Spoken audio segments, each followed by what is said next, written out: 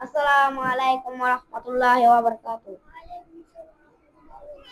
পরিবেশানি ভাইয়ের কাছে আমার প্রশ্ন হলো, যে জন্তু এমন গোড়া যে মাত্র 3 পায়ের উপর ভর দিয়ে চলে, চতুর্থ পা মাটিতে লাগায় না অথবা মাটিতে লাগে কিন্তু তাহার উপর ভর দিতে পারে না, এরকম জন্তু দিয়ে কুরবানি হবে কি?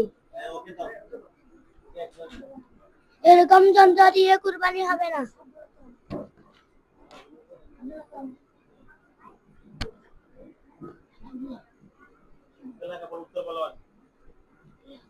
এরকম যন্ত্র দিয়ে কুরবানি হবে না।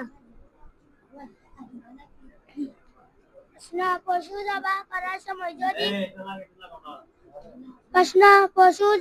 করার সময় যদি কেউ ভুলে অথবা ইচ্ছাকৃত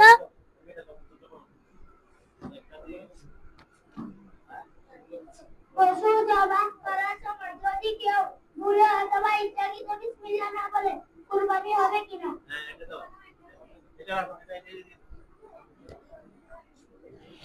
উত্তর, যদি ভুলে অথবা বিসমিল্লাহ না বলে অথবা ইচ্ছাকৃত বিসমিল্লাহ না বলে কুরবানি হবে না, কিন্তু ইচ্ছাকৃত বিসমিল্লাহ না বলে কুরবানি হবে না।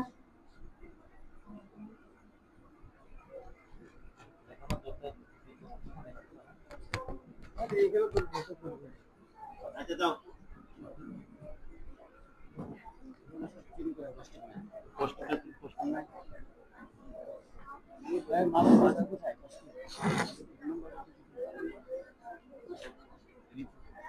এখন এগুলো কিছু যে নাম্বার অনেকগুলো দলে কিছু করে দেয়, তাহলে উত্তর আর প্রশ্ন ক্লিয়ার হচ্ছে কিনা, কথা ক্লিয়ার হচ্ছে কিনা?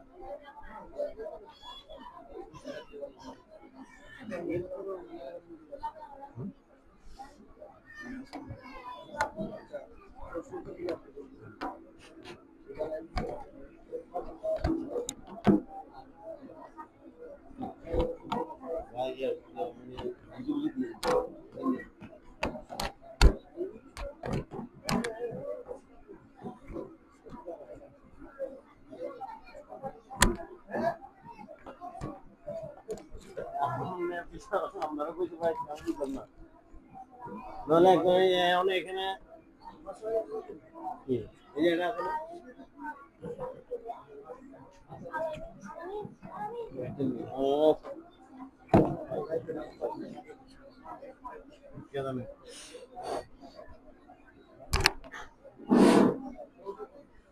কথা বলেন না। এখন আপনাদের সামনে ফরিকে আউয়াল থেকে আব্দুল্লাহ, ফরিকে সানি থেকে জহিরুল ইসলাম, আসেন সামনে দাঁড়ান।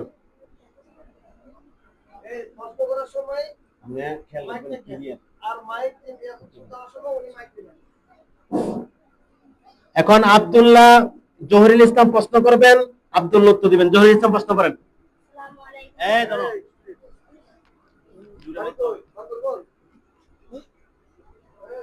আসসালামু আলাইকুম ওয়া রাহমাতুল্লাহি ওয়া বারাকাতুহু। পরীক্ষা আওয়াল ভাইয়ের কাছে আমার প্রশ্ন, যে জানোয়ারের একটি দাঁত নেই সে জানোয়ার কুরবানি হবে কি? দাঁত যদি 3 ভাগের 2 ভাগ থাকে তাহলে কুরবানি হবে, আর যদি দাঁত যদি একেবারে না থাকে তাহলে কুরবানি হবে না।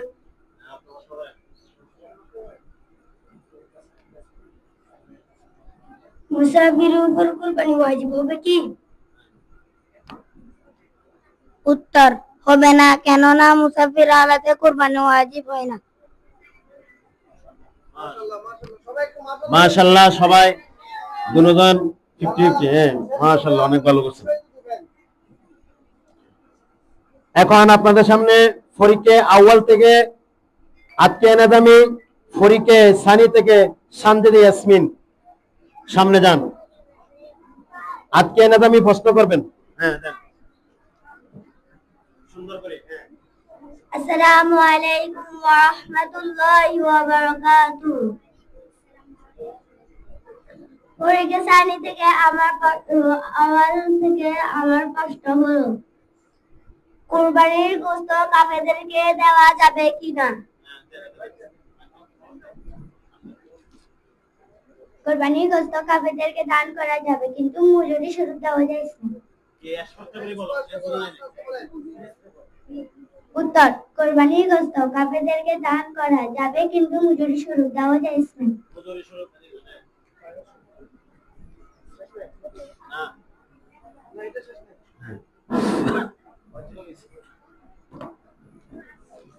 আসসালামু আলাইকুম ওয়া রাহমাতুল্লাহি ওয়া বারাকাতুহু।